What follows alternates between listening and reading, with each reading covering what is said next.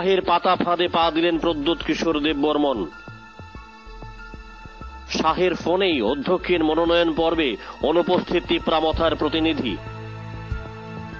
তিপ্রামথাকে ফের মন্ত্রিসভায় যাওয়ার প্রস্তাব শাহের। শাহের প্রস্তাবে এবার সম্মতি প্রদ্যোৎ কিশোরের। মন্ত্রিসভায় থাকবে তিপ্রামথার 2 সদস্য। বিজেপি, আইপিএফটি ও মথার শক্তিশালী জোট সরকার সময়ের অপেক্ষা। রাজ্যের 2023-এর বিধানসভা নির্বাচন ছিল একেবারেই ভিন্ন ঘরানার। অন্যান্য বিধানসভা নির্বাচন থেকে 23-এর ভোট যুদ্ধ ছিল অনেক বেশি হাই ভোল্টেজ। ঘন ঘন পরিবর্তন হয়েছে ক্লাইম্যাক্স।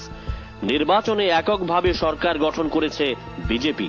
তারপরও ফলাফল ঘোষণার পর নানান রাজনৈতিক ক্লাইম্যাক্স সৃষ্টি হচ্ছে, বিশেষভাবে বিজেপি ও তিপ্রামথার মধ্যে। রাজনীতিকরা বলছেন বিজেপি এককভাবে 32টি আসন পেয়েছে নির্বাচনে। ইতিমধ্যেই ধনপুর বিধানসভা কেন্দ্রের বিধায়ক পদ থেকে ইস্তফা দিয়েছেন কেন্দ্রীয় প্রতিমন্ত্রী প্রতিমা ভৌমিক। এই মুহূর্তে বিজেপির বিধায়ক সংখ্যা 31। এই সংখ্যা বরাবর রিস্ক জোনে। তাই বিজেপি নিজেদের ঘর নিশ্চিত করতে তিপ্রামথাকে হাতিয়ার করতে চাইছে। এছাড়া বিজেপির কাছে কোনো বিকল্প শক্তি নেই। তাই ভোটের গণনার পর থেকেই তিপ্রামথাকে কাছে টানতে চেষ্টা করছে বিজেপি। তবে তিপ্রামথার গ্রেটার তিপ্রাল্যান্ডের দাবিকে বৃত্তের বাইরে রেখেই আলোচনা চালিয়ে যাচ্ছে ভারতীয় জনতা পার্টি। প্রদ্যোৎ কিশোরকে সাংবিধানিক সমাধানের আশ্বাস দিয়েছেন কেন্দ্রীয় স্বরাষ্ট্রমন্ত্রী অমিত শাহ। আগামী 27 মার্চের মধ্যে নিয়োগ হবে মধ্যস্থতাকারী। অমিত শাহের এই প্রস্তাবে বিজেপির প্রতি প্রদ্যোতের আস্থা আরো কয়েক গুণ বেড়ে গেল বলা চলে। বিজেপির রাজনীতির অন্দরমহলের খবর বলছে, বৃহস্পতিবার ভোরে শাহের ফোনের পর প্রদ্যোৎ দুপুরে ছুটে যান গুয়াহাটিতে হেমন্ত দরবারে।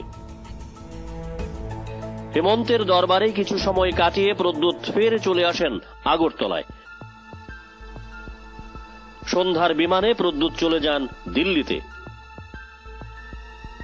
দিল্লিতেই হয়েছে মথার মন্ত্রিসভায় যাওয়ার রূপরেখা।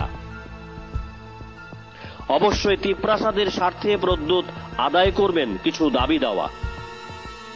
রাজনীতিকরা বলছেন প্রদ্যোৎ কিশোর নিশ্চিতভাবেই বিজেপির দিকে ঝুঁকবেন, তবে তার আগে আদায় করে নেবেন কিছু দাবি। কারণ প্রদ্যোৎ নিজেও ভালো করেই জানেন পাওয়ারের পেছনে না ছুটলে তার দাবি পূরণ হবে না। অন্যদিকে সরকারকে রিস্ক জোনের থেকে বাঁচাতে বিজেপির কাছে তিপ্রামথা একমাত্র ভরসা। তাই বিজেপি মথা 2 দলই নিজেদের স্বার্থে একে অপরের পরিপূরক। বিজেপি মথার বর্তমান সম্পর্ক বিশ্লেষণ করে একথা বলছেন রাজনৈতিক পর্যবেক্ষকরা। ব্যুরো রিপোর্ট, জ্যাম 24 নিউজ।